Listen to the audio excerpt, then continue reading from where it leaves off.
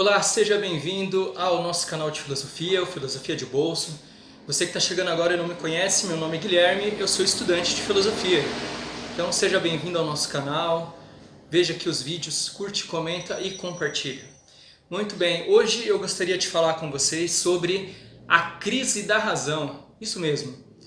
O que significa isso? Como que isso aconteceu? Quais são os elementos importantes para nós entendermos a crise da razão? Muito bem, os autores que trabalham nesse tema, já lá na metade do século XX, são autores da escola de Frankfurt, tal como Adorno e Horkheim. Eles escrevem uma obra da qual eu já falei aqui para vocês no vídeo que eu fiz sobre a indústria cultural, uma obra maravilhosa que se chama Dialética do Esclarecimento. Então, se você não leu, eu indico esse livro, é uma ótima leitura.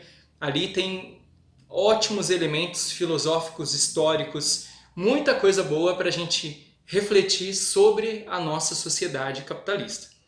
Muito bem, Adorno e Horkheim eles dizem o seguinte, para nós entendermos essa crise da razão. Eles dizem o seguinte nessa obra, lembrando que essa obra foi escrita em 1947. Então eles dizem o seguinte: existia na Europa um projeto que era um projeto iluminista. E qual era o projeto iluminista?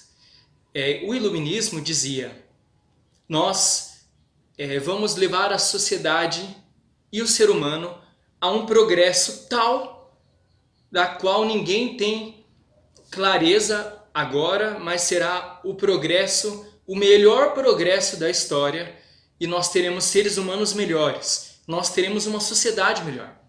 E para isso acontecer, os iluministas tinham dois elementos, da qual, para esses autores ali, o Adorno e o Horkheim, são os dois elementos que inauguram a modernidade, que é a razão e a ciência. Quando o iluminismo, o pensamento iluminista entra em vigor na Europa renascentista, eles estavam se separando da fé, da filosofia cristã, do cristianismo, e eles estavam dando um maior valor, através do antropocentrismo, o homem sendo o centro de tudo, estavam dando um valor maior para a razão e para o desenvolvimento técnico-científico, que depois também vai ter uma ligação, é claro, com o positivismo histórico aí ao longo da história. Então, para os nossos autores aqui hoje trabalhados, hoje tragos aqui, o Adorno e o Horkheim, nessa obra, Dialética do Esclarecimento, esses dois conceitos, eles são muito importantes. Por quê? Para eles, a razão e a ciência, para os iluministas, eram os elementos potencializadores do desenvolvimento e progresso social e da emancipação da humanidade. Então, o que seria essa emancipação? O que seria um ser humano emancipado? Seria o ser humano esclarecido. Então, os iluministas pensavam o seguinte: através da razão e através da ciência, os seres humanos vão ter mais conhecimento sobre a realidade, sobre o meio da qual nós vivemos, sobre o mundo, sobre a astronomia, sobre a física, sobre a geometria, sobre a química, sobre a biologia e sobre tudo que existe, assim, escapando das trevas da ignorância, o ser humano chegará, enfim, a se emancipar, ou seja, a ser um ser esclarecido diante de todas as realidades e, portanto, seria um ser humano melhor. Então, chegar ao Aufklärung, como se diz em alemão, o esclarecimento total de todas as realidades através da razão e da ciência, era o projeto iluminista. Então, o que acontece? No avanço científico, o avanço da ciência e da técnica, ele é um avanço permanente. E o ser humano, esse avanço, o que significa? O avanço científico, o avanço técnico? Significa que o ser humano domina, o homem domina sobre a natureza e sobre as realidades da natureza, através da ciência e da técnica. Tudo isso ia muito bem, até o certo momento em que isso se tornou a dominação do homem sobre o próprio homem. A partir desse momento em que o ser humano, já no século XIX, ele começa a usar a sua razão e todo o conhecimento técnico científico para dominar os outros seres humanos, aqui começa a aparecer a crise da razão. E aonde que nós vemos isso, né? Dominar, o homem dominando o próprio homem, e aqui é em todos os campos, política, socialmente, economicamente, a exploração do trabalho, da mão de obra, através da arte, em todos os campos. E aqui aonde que nós vemos isso? No século XX, nós vemos as estruturas ideológicas de dominação política e social.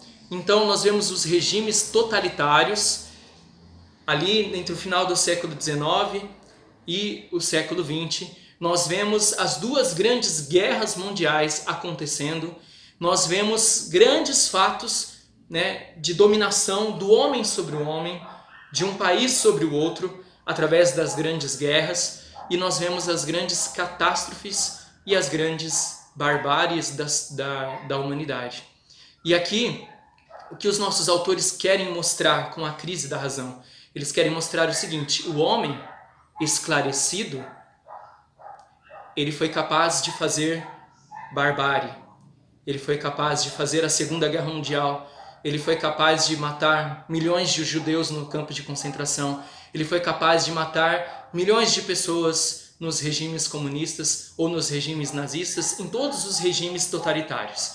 Então, o que esses autores chamam a atenção é o seguinte: esses homens que causaram grande dor e sofrimento à humanidade usaram da razão, da inteligência, da técnica e da ciência.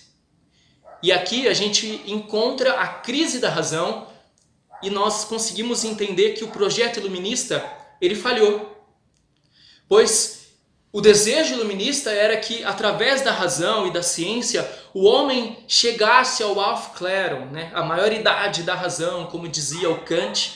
Mas o que esses nossos autores querem nos mostrar nessa obra é que o homem, quanto mais esclarecido ele foi ficando, quanto mais inteligente, quanto mais ele foi aprendendo a usar a sua razão, a técnica e a ciência, mais ele foi capaz de fazer as maiores barbáries da humanidade, como as duas grandes guerras mundiais, o Holocausto, as grandes guerras, dominações, mortes, a corrida armamentista que acontece ali na Guerra Fria, as armas nucleares.